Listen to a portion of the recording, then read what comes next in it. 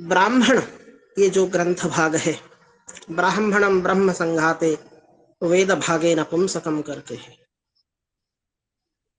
वेद भाग में यह ब्राह्मण शब्द नपुंसकवाची हो जाता है। और ब्राह्मण का जो कार्य है, वेदों में विद्यमान दुरूह अर्थों को, उन मंत्रों के प्रायोगिक विधानों को व्यक्त करने हेतु ब्राह्मण का मुख्य प्रयोग है। अगर ब्राह्मण ग्रंथ आज हमारे सम्मुख न होते तो उन दिव्य मंत्रों के यज्ञों में जो प्रायोगिक विधान है, हम उन विषयों को जानने में असमर्थ हैं। क्योंकि ब्राह्मण ग्रंथों से ही महर्षियों ने श्रौत सूत्र रूपी ग्रंथ को प्रणयन किए।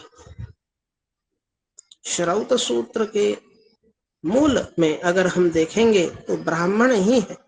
ब्राह्मण वाक्य के अनुसार ही श्रौत सूत्र में विनियोग विधान किया गया है। तो आज इस व्याख्यान में हम, यद्यपि मुझे प्रथम मंत्र से षष्ठ मंत्र तक 6 मंत्रों के व्याख्यान के लिए दिशा निर्देश प्राप्त हुई थी, और हमारे मित्रवर डॉक्टर सुधाकर पांडे जी ने उन विषयों को भी कुछ आपके सम्मुख प्रस्तुत किए। फिर भी मैं प्रयास करूंगा उन विषयों पे भी जो विशेष रूप से विज्ञान भाष्य में जो मोतीलाल शास्त्री जी के द्वारा रचित विज्ञान भाष्य है, उसमें क्या विचार विमर्श हुआ है, उन तमाम रहस्यों के ऊपर भी कुछ विचार विमर्श करने की प्रयास करूंगा। तो जो हेतु निर्वचन निंदा प्रशंसा संशयो विधि परक्रिया पुराकल्प व्यवधारण कल्पना उपमानंद सेवेतु विधेयो ब्राह्मणस्य, तो ये जो शाबर भाष्य में ये प्रमाण प्राप्त होता है, ब्राह्मणों के मंत्र भाग में जो उदाहरण के रूप में अलग अलग प्रकार के तथ्य दिया गया है, उन विषयों को अध्ययन करके मंत्रों को हम व्याख्यान के लिए हो, प्रयोग के लिए हो, हम उसे निर्णय ले पाते हैं। रही बात मीमांसा शास्त्र की, यज्ञ की प्रक्रिया के बारे में जब हम अध्ययन करते हैं अथवा वेदार्थ निर्णय के कारण अथवा वेदार्थ निर्णय करने हेतु षडंगों की जो उपदेश हुए हैं, उन षडंगों के अध्ययन के उपरांत भी, ब्राह्मण भाग आदि के अध्ययन के उपरांत भी मीमांसा शास्त्र को भी अध्ययन करना नितांत आवश्यक है। उसमें विचार विमर्श पूर्वक यज्ञीय प्रक्रिया को दर्शाया गया है। श्रौत सूत्र एक दिशा निर्देश देते हैं हमें कि किस क्रम को हम अपनाएंगे। तो मंत्राः अनुष्ठान स्मारकाः, ये मीमांसकों का कहना है। तो अनुष्ठानों को स्मरण करने हेतु मंत्रों को प्रयोग करते हुए उन मंत्रों के विनियोग विधान को हम ब्राह्मण के द्वारा तत्त शाखीय पद्धति के द्वारा हम उसको आचरण करते हैं। यद्यपि चारों वेदों के अनेक शाखाएं हुए और उन शाखाओं के अलग अलग ब्राह्मण हुए हैं, उनमें से भी यजुर्वेद के विशेष रूप से शुक्ल यजुर्वेद के शतपथ ब्राह्मण, माध्यन्दिनीय शतपथ, काण्व शतपथ, 2 शतपथ ब्राह्मण उपलब्ध है। तो आज का हमारा ये जो विचार है, ये माध्यन्दिनीय शतपथ ब्राह्मण के ऊपर विचार है। इसके ऊपर भी आचार्य सायण ने अपने विद्वत्तापूर्ण भाष्य प्रणयन किए थे। परवर्ती काल में भी कई भाष्यकार हुए, उनमें से ये हमारे जयपुर निवासी पंडित विद्वद्वर मोतीलाल शास्त्री जी हुए, जिन्होंने पारंपरिक रूप से गुरुमुख से अध्ययन करके कई ग्रंथों को प्रणयन किए। उसी क्रम में शतपथ ब्राह्मण के ऊपर भी विज्ञान भाष्य रूपी भाष्य को, अद्भुत भाष्य को प्रणयन किए। आज हम उसी विषय पे थोड़ा चर्चा करेंगे। यद्यपि हमारे विश्वविद्यालय स्तर में जो शतपथ ब्राह्मण की अध्ययन अध्यापन परंपरा है। इसमें सायणाचार्य के भाष्य को हम लोग वरीयता दे रहे हैं, पाठ्यक्रम आदि में तत्त जगहों पे विद्यमान है। इतर भाष्यादियों के ऊपर भी चर्चा तथा विचार विमर्श करने पर शोधपरक तत्व कई सारे हमें उपलब्ध होते हैं। प्रथम मंत्र से छठे मंत्र तक, षष्ठ मंत्र तक ये 3 विनियोग प्राप्त होते हैं। एक तो कृष्णाजिनादानम, कृष्णाजिन को ग्रहण करने की विधि, किस मंत्र से कृष्णाजिन को ग्रहण किया जाता है। फिर और एक विनियोग आता है कृष्णाजिन आस्तरण, प्रत्यग्रीव आस्तरणाति इत्यादि, वहां विनियोग पंक्ति है। और छठे मंत्र में उलूखल ग्रहणम करके है, दक्षिणेन पाणिना उलूखनम उलूखलं गृह्णाति इत्यादि। तो ये 3 विनियोग हैं और 6 मंत्रों में जो विद्यमान तत्व हैं उनके ऊपर विद्वान भाष्य को जब मैंने अध्ययन किया, उसमें त्रयी विद्या के ऊपर, अथवा जो सबसे पहले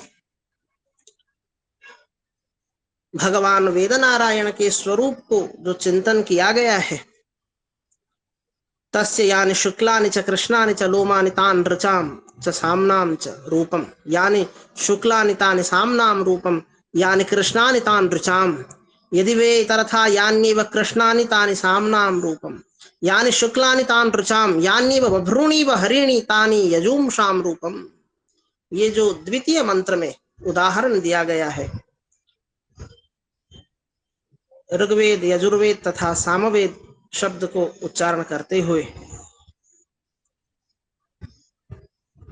श्रुतिस्तु वेद आम्नाय इति वार्ता त्रयस्त्रयी इत्यमरे, तो त्रयी शब्द से अभिहित करके इन विषयों को विवेचन किया गया है मंत्र पंक्ति में।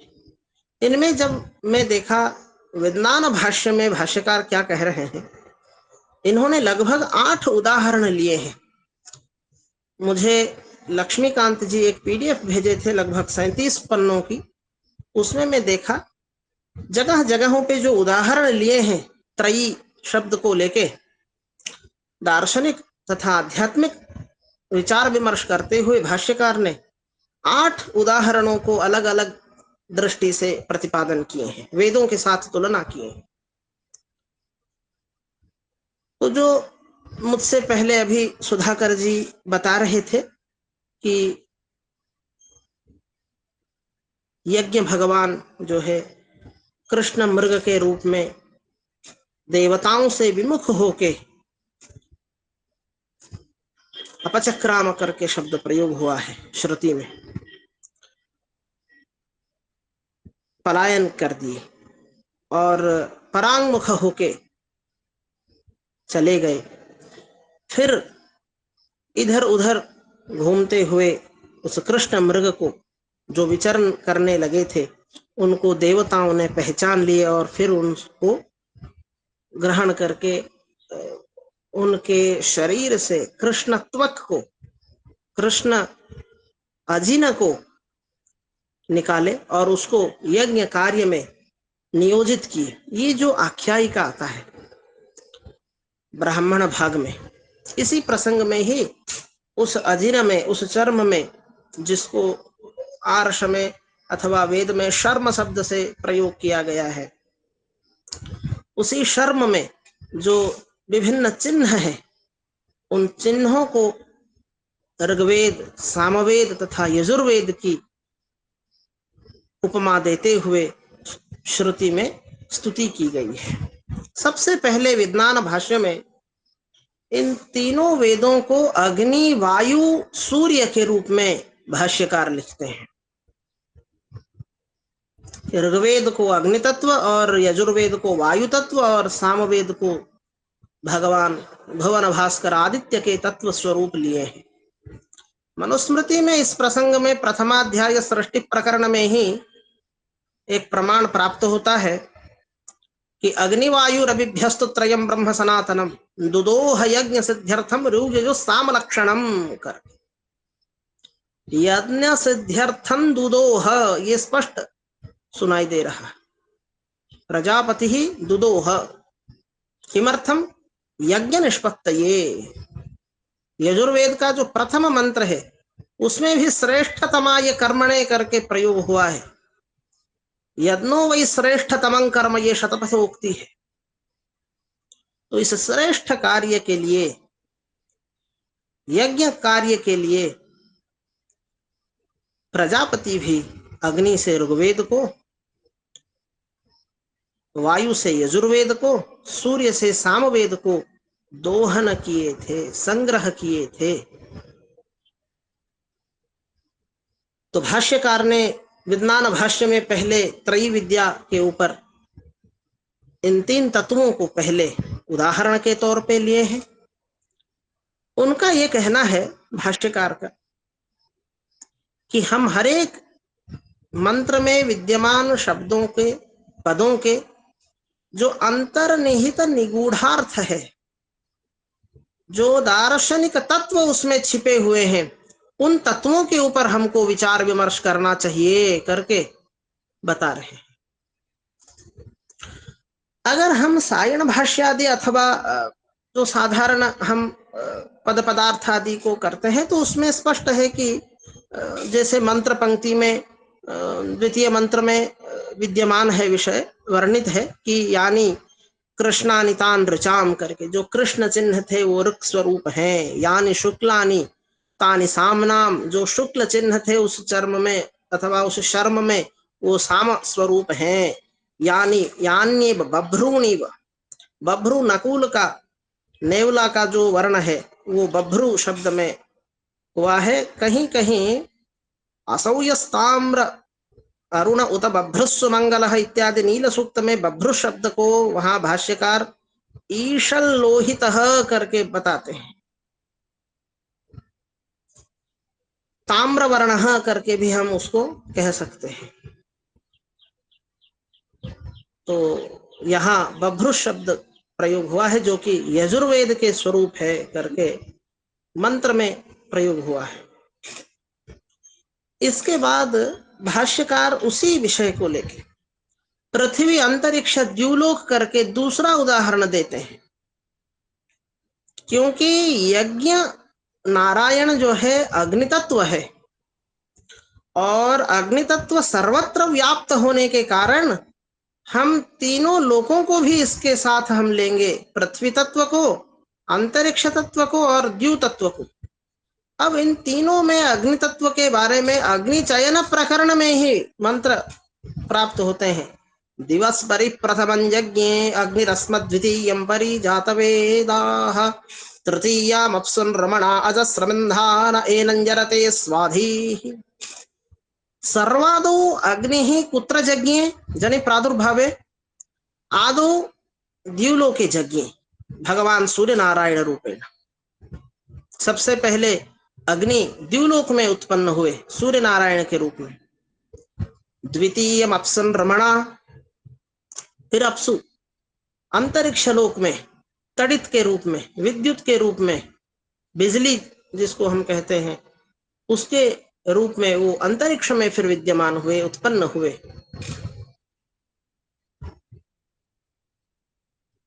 और तीसरे जो है भूलोक में, जैसे हम बड़वानल कहते हैं या दावानल कहते हैं, विभिन्न जीवों के अंदर जठराग्नि के रूप में वो विद्यमान है। अलग अलग जगहों में पृथ्वी में भी वो विद्यमान है। तो भाष्यकार विज्ञान भाष्य में अग्नि को तीनों लोकों में समाये हुए दर्शाए हैं। फिर कुछ आगे आके उन्होंने लिख रहे हैं, तीन ऋषियों के संबंध में चर्चा करते हैं कि जो कृष्ण मृग चर्म में तीन तत्व दिख रहे हैं वो एक तो भृगु ऋषि है, एक अंगिरा है और एक प्रजापति है करके दर्शाए। हम सब इस विषय को स्मरण कर सकते हैं इस प्रसंग में, जब पुरोड़ा सा श्रपण होता है उसमें भी अथर्वात्वा प्रथमो निरामंथदग्ने करके आगे जो अग्निचयन प्रकरण में अथर्वा ऋषि के द्वारा अग्नि मंथन सर्वप्रथम हुआ था करके स्तुति हुआ है। और भृगुणाम अंगीरसान तपसा तप्यध्वम करके पुरोडाश श्रपण में हम लोग स्तुति करते हैं। भृगुणाम अंगिरसाम तपसा तप्यध्वम करके स्तुति करते हैं। तो भाष्यकार यहाँ उदाहरण दिए हैं कि एक तो भृगु, महर्षि भृगु के स्वरूप है, ऋग्वेद को महर्षि भृगु के रूप में उन्होंने वर्णन किए हैं। दूसरा, सामवेद को अंगिरा ऋषि के रूप में वर्णन किए हैं और यजुर्वेद को प्रजापति के रूप में उन्होंने भाष्य में वर्णन किए। वहां जल तत्व को भृगु अंगिरा को मिलाते हुए वहां आपह तत्व के ऊपर भी भाष्यकार लिख रहे हैं और साक्षात प्रजापति यज्ञ तत्व है, यज्ञ ही प्रजापति है करके दर्शा रहे हैं, क्योंकि यजुर्वेद के द्वारा ही यज्ञ कार्य संपन्न होता है। इसीलिए ऋग्वेद भाष्य भूमिका के भी उपक्रम में जो ऋग्वेद का अभ्यर्हितत्व सिद्ध हुआ है, उसके पश्चात ही आध्वर्यवस्य यज्ञस्य प्राधान्यात् व्याकृतम पुरा करके मंगलाचरण में भाष्यकार ग्रंथकर्ता वहां लिखते हैं, माधवाचार्य विद्यारण्य स्वामी, कि यज्ञ कार्य श्रेष्ठ होने के कारण सबसे पहले हम यजुर्वेद को व्याख्यान करना उचित समझते हैं करके। अतः यहाँ प्रजापति साक्षात यज्ञ तत्व स्वरूप है करके भाष्यकार लिख रहे हैं। आगे उन्होंने 3 वराह के ऊपर वर्णन करते हैं। एक तो यज्ञ वराह, दूसरा श्वेत वराह और तीसरा ब्रह्म वराह। इन 3 वराहों के ऊपर भी विद्वान भाष्य में अध्ययन करने के संदर्भ में मैं ये तत्वों को प्राप्त किया कि 3 वराहों को भी उन्होंने दर्शाए हैं। इसके पीछे की कारण भी जो संभार है, सिकता, उषा इत्यादि, उसमें विकंकत करके जो संभार है, प्रायतः तैत्तिरीय शाखा में जो ब्राह्मण भाग है उसमें भी ये इस विषय पे चर्चा हुआ है, शतपथ में भी चर्चा हुआ है। विकंकत जो है, जिसको हम पंक कहते हैं, यज्ञ वराह के रूप में भगवान भूमि में प्रवेश करके पद्मपत्र में भूभाग को रखे थे करके आख्यायिका प्राप्त होता है, क्योंकि पृथ्वी का उद्धार वराह अवतारी भगवान विष्णु ने किए थे। जब सर्वत्र जलमय ही था, भूभाग ही नहीं था, देवताओं ने विचार किए यज्ञ कहाँ किया जाए, वेदी के लिए मिट्टी की तो पृथ्वी रूपी स्थान का तो जरूरत है। तो उस प्रसंग में आख्यायिका के दौरान ये प्रसंग आया है। आगे 3 और तत्व जो हम लोग पहले भी विचार किए थे, भाष्यकार यहाँ अग्नि, जल, वायु, ये 3 तत्वों को फिर से उदाहरण दे रहे हैं। ऋग्वेद, यजुर्वेद और सामवेद को यहाँ जल के स्वरूप में वर्णन किए हैं। ऐसे ही इनमें दार्शनिक तत्वों को दर्शाते हुए कि ऋग्वेद में अग्नि तत्व है, यजुर्वेद में वायु तत्व है, सामवेद में जल तत्व है करके आगे बताते हैं कि प्राण, अपान और व्यान, इन 3 तत्वों को फिर से उदाहरण ले रहे हैं कि ऋग्वेद जो है, मतलब कृष्ण मृग चर्म में ही जो चिन्ह हम लोग मंत्र पंक्ति में पढ़े थे, उन्हीं के विषयों पे ही भाष्यकार आगे की ओर बढ़ रहे हैं कि उसमें जो ऋग्वेद था वो ही हमारा प्राण तत्व है, जो यजुर्वेद था वो अपान तत्व है, और जो सामवेद था सामवेद था वो अपान तत्व है, और जो यजुर्वेद था वो व्यान तत्व है। इसी क्रम में उन्होंने इन 3 तत्वों को भी प्राण वायु के रूप में, अपान वायु के रूप में, व्यान वायु के रूप में भी उसको दर्शाए हैं। केवल यज्ञ में इन 3 वेदों के स्वरूप को जानता हुआ ही कृष्ण मृग चर्म को आच्छादन कर रहे हैं, ऐसा नहीं, इनके पीछे और कई कारण है करके भाष्यकार दर्शा रहे। इसी प्रकार आगे जाके उपांशु, अंतर्याम और उपांशु सवन, और ये अतिरिक्त ये 3 तत्वों को ले रहे हैं। जैसे ये ग्रह के रूप में हम लोग सोमयाग में इनको ग्रहण करते हैं। उपांशु ग्रह, अंतर्याम ग्रह, मैत्रावरुण ग्रह, ऐन्द्र वायव ग्रह इत्यादि, शुक्र मंथी इत्यादि कई ग्रह ग्रहण होते हैं वहां। ग्रहणातीति व्युत्पत्त्याग्रह, उपयाम गृहीतोषि इत्यादि प्रसिद्ध मंत्र वहां पाठ हुए हैं विनियोग के संदर्भ में। यहां उपांशु ग्रह के रूप में ऋग्वेद को लिए।